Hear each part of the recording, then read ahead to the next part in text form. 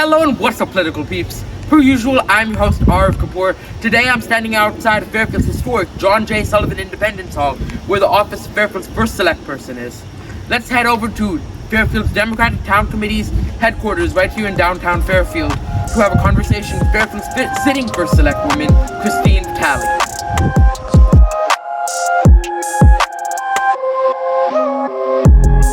Hello and what's up, political peeps? Per usual, I'm your host, Arav Kapoor. Today across from me is Fairfield's First Selectwoman Christine Vitale. I'm here at Fairfield Democratic Town Committee's headquarters, downtown Fairfield. Excited to talk about the election, housing, so many different topics. Christine, welcome to the GeoPolitical. Thank you. It's an honor to be here. I'm excited for our conversation. So thrilled, so many different issues to break down together. First, sad topic, want to preface the interview with this. A dear friend of all of us in the community, myself, and I know you included, First Selectman Bill Gerber passed away this summer.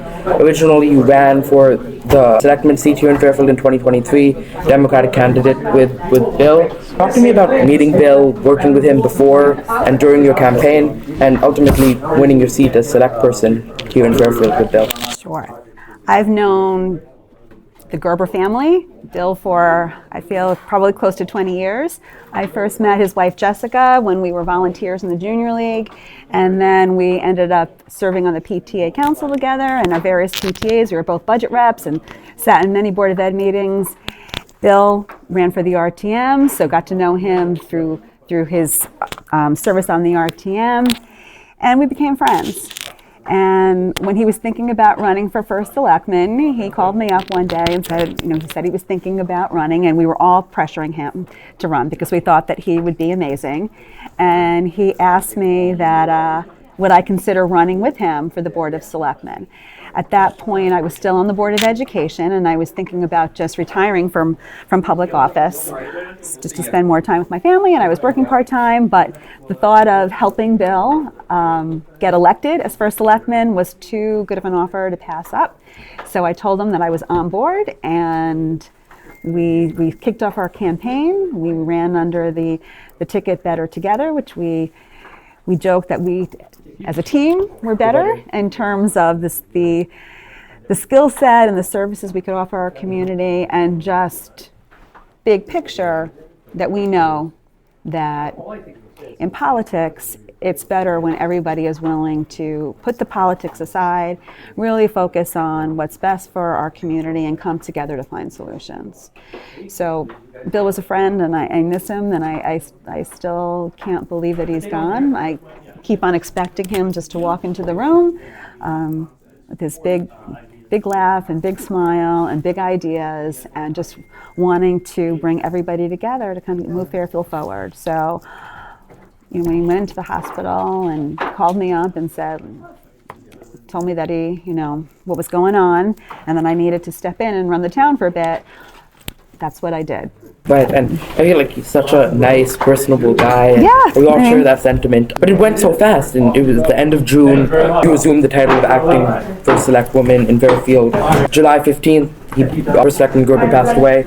The office was declared vacant. You remained your title as acting First Select Woman. Yes. And then you became First Selectwoman Kapoor at the end of August 2025. Yes. It went so incredibly fast. What was this experience like? Did you ever expect to be leading a town like Fairfield? I did not expect to be leading a town like Fairfield, especially under the circumstances that I did. You're right, when Bill called me, I stepped in as acting First Selectman, full-time, I think June 30th or July 1st, I don't remember the exact date, it was a Monday, and hit the ground running. He had a lot of things in action and committed to moving it forward. It was somewhat, I had the benefit of being on the Board of Selectmen, so I was abreast of all the issues that we were moving forward, and that definitely helped, but there was a lot going on, and we couldn't just put things on pause. Right. But it's still really, it's hard to believe that he's gone. And do you think you've been able to maintain the goals and initiatives that he established for the town? How's that going, his legacy?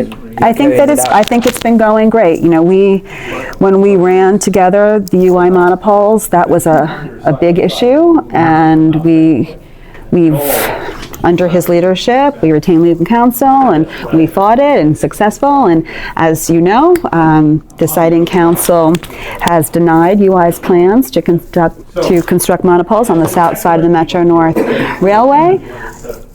There's some back and forth. Success. Huge success. And I credit Bill for that. He was fighting the sale of Aquarian Water by Eversource to the RWA. We won that. So those were two big things that he was passionate about.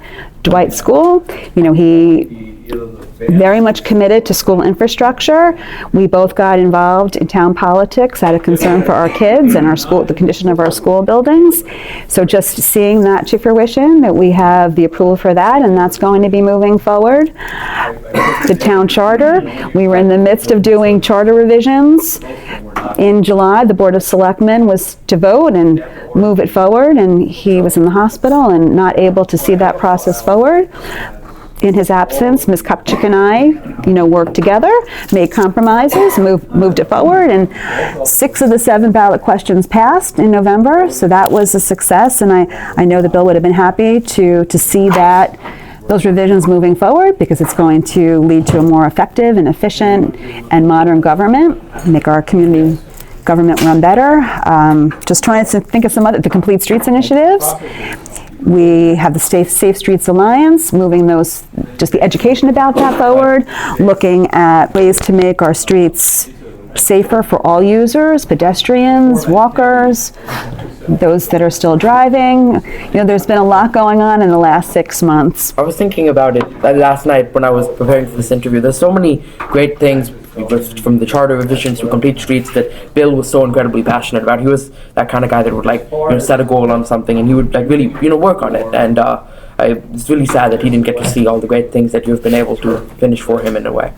Well, I knew we ran together, so it was very easy to keep his agenda moving forward, because those are the things that were important to both of us. So, to your earlier question of being able to just walking into this position, felt that there was a less of a learning curve, because these are the things that were important to both of us. Safe Streets, Complete Streets, that was definitely his baby. On the RTM, he advocated for the ordinance, and we're committed to moving it forward. We had a lot of new staffing changes at Town Hall that have really helped move. We have a new DPW director who's great and really knowledgeable about Complete Streets and looking at things from a new way. So I feel like I hope that he's, looking down on us and proud that we're keeping things moving forward. And he brought so many different people to the table, our boards and commissions, so many talented people that are committed to this work, and really grateful to those who serve, both in elected office and as volunteers. No daylight between the two visions. I want to take a step back, look at the timeline, especially. We have a special election less than 2 months away, where you're being challenged by State Senator Tony Huang, a Republican. Mm-hmm. So you became the acting First Selectwoman in June, office declared vacant when First Selectman Gerber passed away in July. August, you became the First Selectwoman. Mm-hmm. There was a petition that had to get 5% of the town's electorate to sign on for the special election. Talk to me about the process of the petition, the upcoming special election, and how you feel campaign-wise. So there was a process per the charter. There's a process per the charter to fill any vacancy on the Board of Selectmen, including the First Selectman. We went through that process, 30 days. The Board of Selectmen can fill it. If it doesn't get filled in that 30 days, it goes to a set of Democratic electorate to appoint the first select person. That's how I ended up becoming the First Selectman back at the end of August.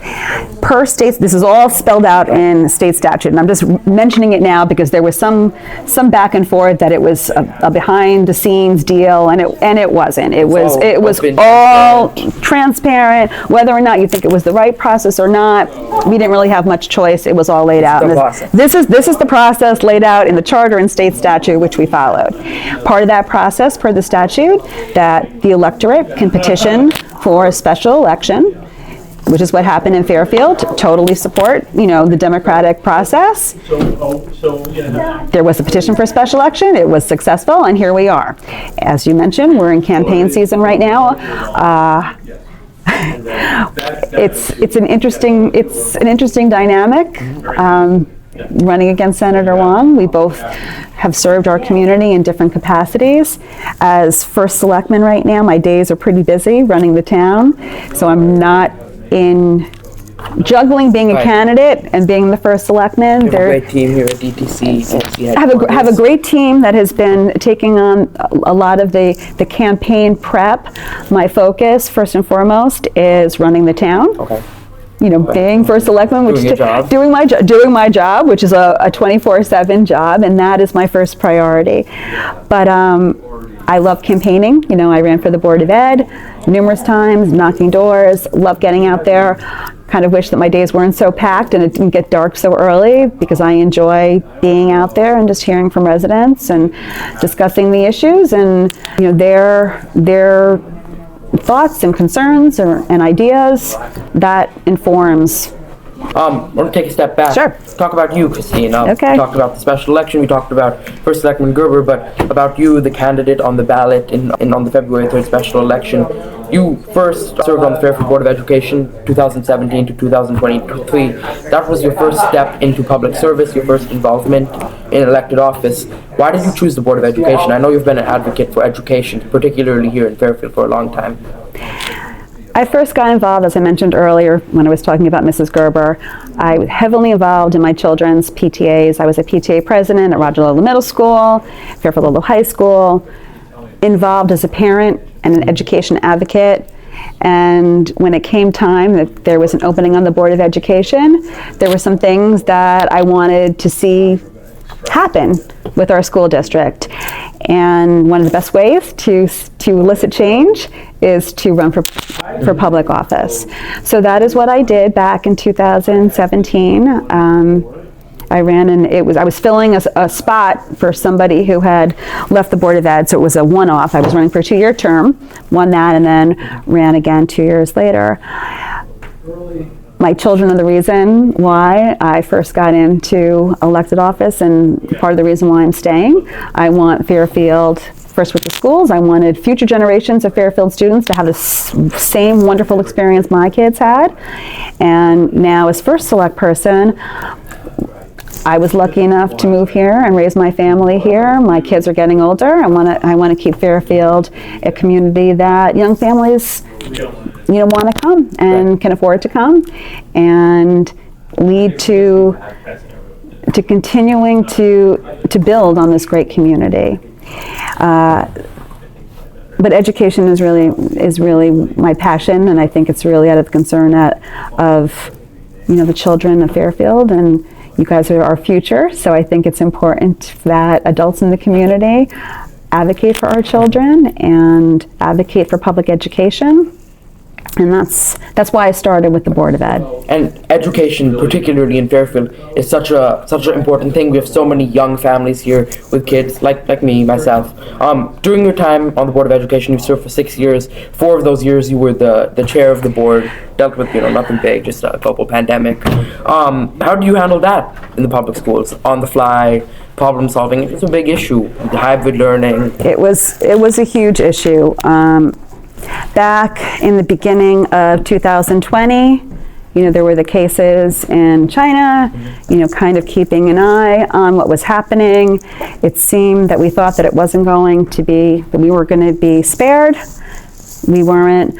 But early on, I spoke to the superintendent, and we started preparing for the worst case scenario. What if we ended up having to go into lockdown? What if kids were going to have remote learning?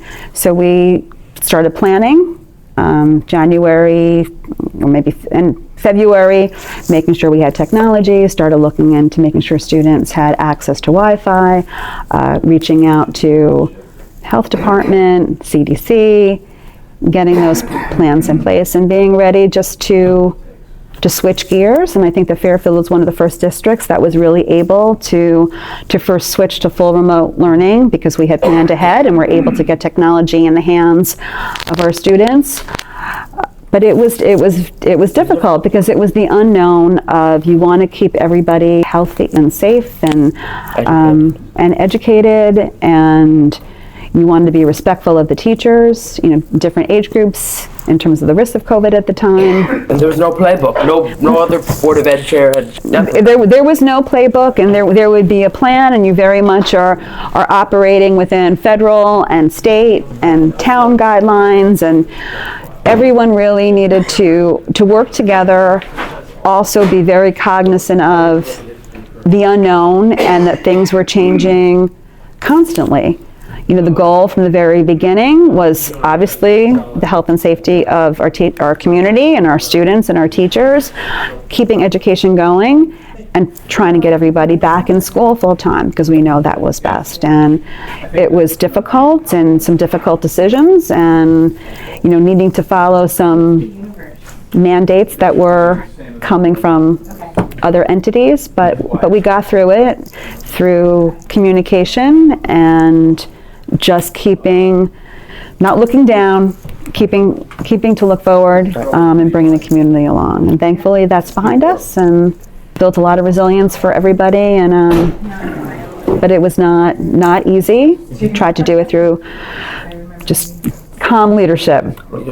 And you've maintained that position as a champion for public education here in Fairfield since you came to work on the Board of Selectmen. In May, actually, I sat down with Superintendent Testani of the Fairfield Public Schools right during budget season, right? Yeah. So everybody was freaking out about the budget back then. The original budget that First Selectman Gerber proposed at that time was cutting $4.9 million off of what the Board of Education originally asked for their budget. The final budget that was passed that you voted for on the Board of Selectmen still left the Board of Ed budget wanting $900,000. How are you balancing things that are great, like our public services we have here in Fairfield, whether they be our schools or parks, community facilities, with tax rates and the mill rate, and making sure that we have responsible spending? I think that education is such a priority. Sorry to cut you. No, education is definitely a priority for multiple reasons. Obviously, not only does it educate wonderful people like you, but it also brings people here. Exactly. It keeps Fairfield a destination. When young families are looking on where to go, they want to go to a community that has stellar public schools. So from an economic standpoint, that's important, maintaining our school district. And I think everybody realized that the impact of high quality schools has a positive impact on housing.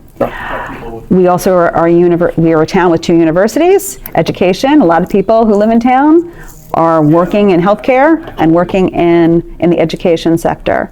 So cognizant of that as well. So investing in education, public education, it's the largest part of the town budget. You can go in any municipality probably around the country, and especially in Fairfield, that is the case. It's an investment that communities make. When it comes to balancing, I think that's where you really need to have communication and open conversations with Board of Education, the superintendent of schools, engage the public in what's important to them, and see what potentially could wait and what's an immediate need. With the Board of Education last budget cycle, I did not support, as you mentioned, a full reduction to that. In part, I thought that there was some room in the healthcare number for the Board of Ed, just having been on the Board of Ed before, and right now it's looking like there is a savings there. You have that experience. So I just had that experience of knowing where, the Board of Ed built its budget, the superintendent, in November. A lot changes between November and May, and kind of just knew where there might be some wiggle room in that budget, which is why I felt comfortable making that reduction. And also appreciating that they have other needs in the town that we need to balance, from public safety to investment in our infrastructure. We want to build a resilient community in terms of protections against flooding and safer streets, and supporting public safety and our seniors and all the recreational opportunities that are important to people in town as well. Yeah, definitely. And we touched on that at the beginning of your response, but public education is so crucial to Fairfield for 2 things. Public education in general is important because people like me, we want them to, number one, be involved in government, which is a big thing that I've always advocated for, and that requires top education, but also just to be functioning people in society. We want Absolutely. good education. Also, for property values here in Fairfield, we want people to come and live in Fairfield with their families. We want people to come and, families, they come and they help support our local economy. When you look around at all of the services that we provide that are focused towards children, the sports plaques, all of those rock climbing and gymnastics and extracurricular activities. If you go downtown, just seeing families shopping local and eating in our restaurants, that helps keep our economy going. Yeah. And broadly, a lot of local Democrats across the country get a bad rep for overspending. That's the narrative that the other side will put on Democrats. How do you go about making sure, beyond just education, but overall with all the great services that Fairfield provides to the citizens of our town, that, as taxes inevitably go up because the cost of everything is going up, how do we balance that with the public services? We talked about this a little bit before. Yeah, and I think that obviously we have to be cognizant of what our taxes are and try to keep them as low and as stable as possible. But we also have a responsibility that people move to Fairfield and stay in Fairfield and expect a certain level of services. So I think that's really comes down to looking at our town, the way our town is run, and looking for efficiencies to see where we can modernize and potentially rely on technology and more. Look at ways if there's duplication, eliminate that duplication, and then getting feedback from what's important to residents. That maybe certain things everything doesn't necessarily need to be done at once. Make our government more efficiently serve the people. Nationwide, Democrats are looking at affordability as the primary issue of campaigns across the country, not just here in Fairfield, because stuff is really expensive, and Fairfield's the kind of place where people live here for generations and generations and generations. But we're finding, not just in Fairfield, people of my generation, and they can't buy homes because they're so incredibly expensive. What solutions do you have in mind for the next few years as First Selectwoman for keeping Fairfielders? Well, we just passed a plan of conservation and development, which sets a guide for planning. I think that we very often plan in silos, and we need to set a vision, which I think the POC does, in terms of bringing more diversified housing types to town, which is important in terms of affordability to bring younger families here. I have a 28-year-old. She's getting married next year. She's starting thank you. She's starting to think about maybe buying a house, and for kicks, looking at pricing in Fairfield County. And she's like, how did you ever move to Fairfield? And I think that we need to appreciate, when it comes to housing, that we want to have opportunities for young adults to be able to afford to move here. We want seniors maybe who just want if they're living in a large house, to be able to downsize so they can retire and stay in the community that they love. And our TP&Z is the board that handles a lot of those decisions, but I think working with other town boards is a first step. We very often, as I mentioned, work in silos and have that community conversation of looking at new ways that we can potentially change our zoning to create a more diversified housing stock, especially around our train stations, because I know the traffic is a big concern. Not everybody necessarily needs to have a car if they are able to walk to their key services or take a train to their place of work or a bus to their place of work. So being forward thinking, I think, is vital to the success of keeping people in Fairfield, and also keeping it a vibrant community. I've lived here for 30 years. Downtown wasn't always like this. When I first moved here, there were a lot of vacant storefronts. There was a Fairfield department store that had gone out of business. It was totally vacant. Huge, like a department store where the bookstore is now, and all those. There was at one point a department store that was vacant, and nothing was really there. And over the years, I've seen Fairfield develop and become a destination for people for dining, for shopping, for recreation, for school, and for the arts. We have a cultural district now in town, which is so exciting. All of these things keep our community vibrant and bring a diversity, just a diverse population of people, which I think is great, which I love about our community, that we have people from all walks of life and in all ages, and it makes Fairfield a really unique place and a special place to live. I think affordability is definitely trying to keep our taxes as low as possible, being creative, ways that we can professionalize and modernize our government, keeping the community conversation, and taking local control. We hear a lot about local control. Well, now is the time to actually take it. We have a moratorium in 830G, that state statute that enabled a lot of development to bypass our local zoning regulations. Right now, For affordable housing. Right now, we're in a moratorium, which means developers can't come in and bypass our local zoning under that statute. We're looking like we're going to get another moratorium. So now is the time to really, as a community, have these conversations, plan, and move things forward to provide more opportunities. Another interesting solution, I was talking to a teacher of mine actually, when I told him that I was meeting with you, and I asked if he had any ideas for questions I should ask you. And he told me he rents in Fairfield. Okay. And states across the country are putting in place rent increase caps. So people who can't buy homes in Fairfield, like this individual, this teacher of mine, have turned to renting, but also they're experiencing from their landlords major rent increases annually. I know Fairfield has a fair rent commission, but he told me it's a tedious process to file a grievance with the fair rent commission. Is that a good solution for people who maybe can no longer buy a home in Fairfield, but maybe want to turn to renting? Well, I think we're having more people turn to renting just because the housing prices have risen so much at a much faster rate than income. The Fair Rent Commission, I hadn't heard that it was a tedious process. I'll have to look into that, but that is one avenue in terms of setting fair rent. And then it comes down to very often the taxes as well, because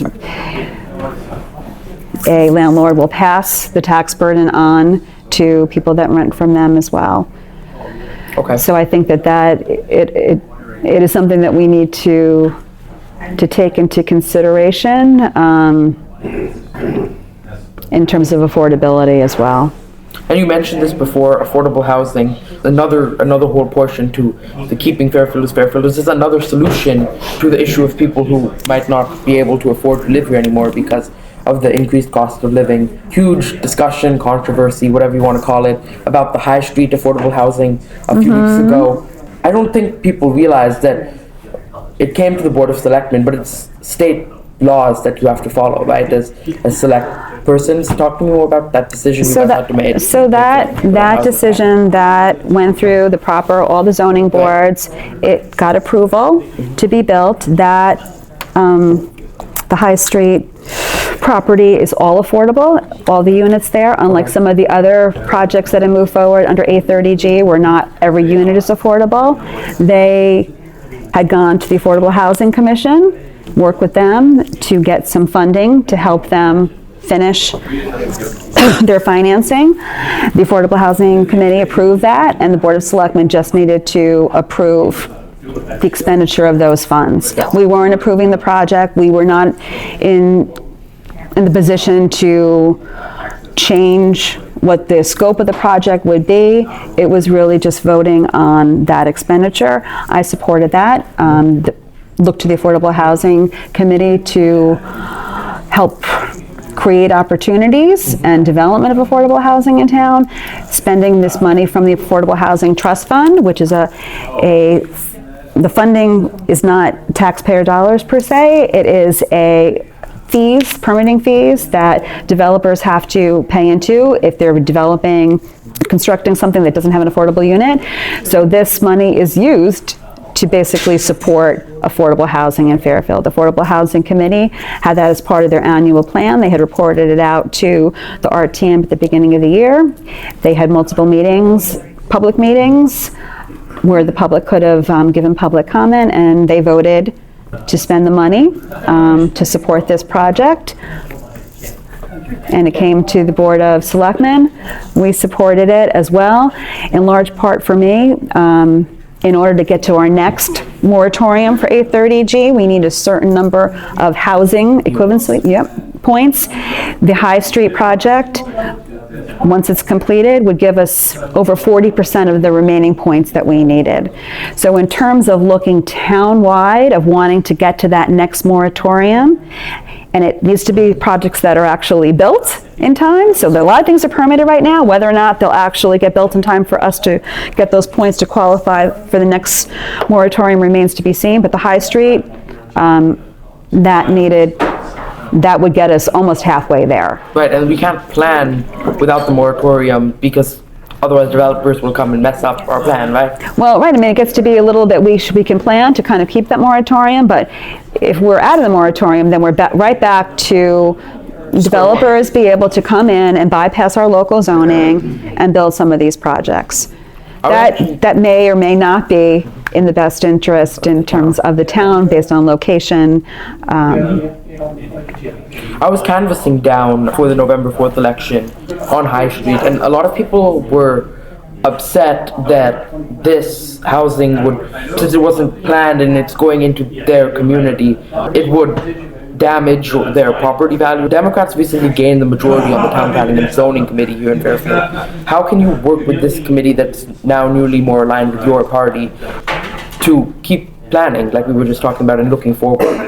Develop a vision. Well, I think the plan of conservation development that has been passed, that is one guiding document, and that was a community, that received a lot of community input.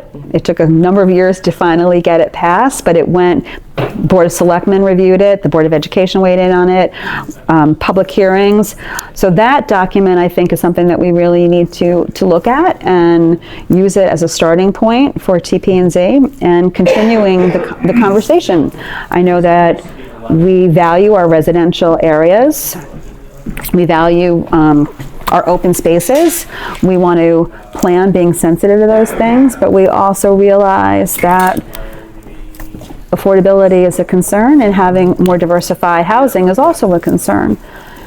So I think that is a starting document that I know that TP&Z is going to be looking at, and just community conversations about that. I don't necessarily think that having diversified housing will lower property values, but I think that remains to be seen, I guess, on the assessments. But I understand, I don't want to minimize the concerns about residents in the High Street area. It is a change. Yeah. You know, but it was a change, but it was a change that was approved, and it was going to be happening. You know, the project was going to be built. They got the approval, and I know that there was lawsuits around it. You know, the town ended up almost, two boards against each other on that one.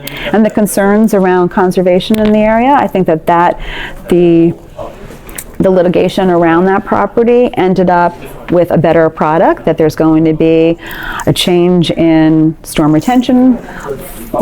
So ultimately, it has conservation as well.